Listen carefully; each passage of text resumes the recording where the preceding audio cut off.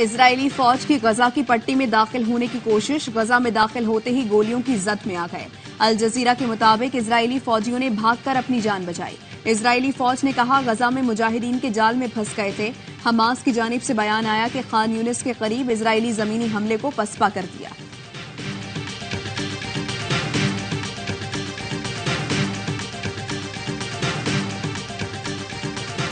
دنیا والوں ہماری مدد کو آؤ، غزہ والوں کی پکار۔ 16 دن سے جاری اسرائیلی بمباری سے بدترین انسانی المیے کا جنم۔ اسرائیلی بمباری سے بچنے والے دواؤں اور غذا کی قلت سے موت کے دہانے پر کھڑے ہیں۔ امداد پہنچ کر بھی جاں بلب غزہ والوں کو نہ مل سکی۔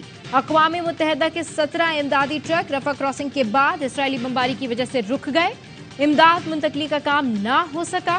غزہ کی پٹی پر موجود فلسطینی ٹرکوں کو خالی واپس لوٹنا پڑا۔ بمباری سے امدادی ٹرکوں کو نقصان پہنچنے کا بھی خدشہ، امداد پر بمباری نہ کی جائے۔ سرزمین فلسطین شہیدوں کے خون سے رنگین، اسرائیل نے ایک ہی دن میں 270 فلسطینی شہید کر ڈالے۔ اسرائیل کے فوجی ترجمان نے غزہ پر حملے مزید تیز کرنے کا اعلان کر دیا۔ شمالی غزہ کی کئی دیہات خالی کرنے کی وارننگ، علاقہ خالی نہ کیا تو سب کو حماس کا حامی سمجھا جائے گا۔ صہیونی فوج کا مغربی کنارے پر فضائی حملہ، مسجد شہید کر دی، جنین پناہ گزین کیمپ پر بمباری کی۔ 16 روز میں 1700 بچوں سمیت شہید فلسطینیوں کی تعداد 4700 سے بڑھ گئی، 15,000 سے زائد زخمی، بے گھر افراد کی تعداد 14 لاکھ سے تجاوز کر گئی۔ اسرائیل کی ہلال احمر کو بھی اسپتال خالی کرنے کی دھمکی۔ حماس کے ترجمان کا کہنا ہے اسرائیل کی بمباری سے اب تک 4 اسپتالوں میں میڈیکل سروسز ختم ہو چکی ہیں۔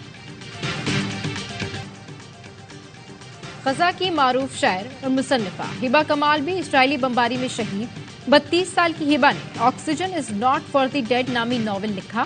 شہادت سے ایک روز پہلے ٹویٹ میں لکھا تھا، اگر ہم مر جائیں تو جان لے کہ ہم ثابت قدم ہیں اور ہم سچے ہیں۔ غزہ کی ماؤں کے سامنے بچے اور بچوں کے سامنے والدین شہید ہو رہے ہیں۔ فلسطینی ماں خون میں لت پت بیٹے کے شہید ہونے کے باوجود سرہانے ڈرپ سنبھالے کھڑی رہی۔ بمباری کے بعد صدمے سے نڈھال کپ کپاتی بچی کی ویڈیو نے دل دہلا دیے۔ اور غزہ کی جنگ پورے مشرق وسطی میں پھیلنے کا خدشہ، اسرائیل نے حزب اللہ کے ٹھکانوں کی آڑ میں جنوبی لبنان پر گولہ باری کی۔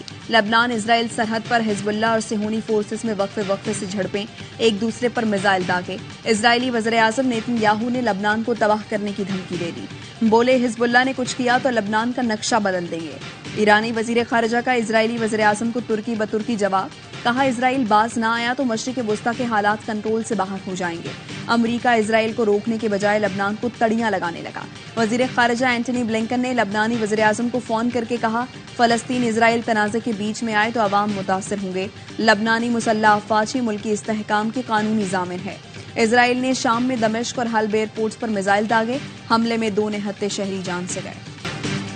9 مئی کے 9 ملزمان کا سپریم کورٹ سے رجوع، فوجی عدالت میں ٹرائل کی استدعا۔ درخواست گزاروں نے کہا ملٹری اتھارٹی سے انصاف کا مکمل یقین ہے، بطور ملزمان فوجی اتھارٹی کے زیر حراست ہیں، دوران حراست سلوک بہت اچھا ہے۔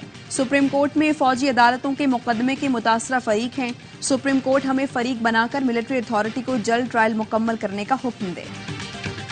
مہنگائی کے ستائے عوام کے لیے مثالی اقدام، AIB گلوبل اور دبئی اسلامک بینک کے اشتراک سے ایکسپو سینٹر کراچی میں ہونے والی ویڈنگ ایکسپو کا اختتام، شہریوں کی بھرپور شرکت۔ شادی کے لیے دبئی اسلامک بینک ربا فری پرسنل فائنانس اپلائی کرنے کے ساتھ AIB سہولت والیٹ سے خریداری کرنے پر 80% سیو گولڈ کا موقع بھی فراہم کیا گیا۔ نمائش ختم ہو گئی مگر شہری AIB جیولر سے رابطہ کر کے سہولت سے استفادہ کر سکتے ہیں۔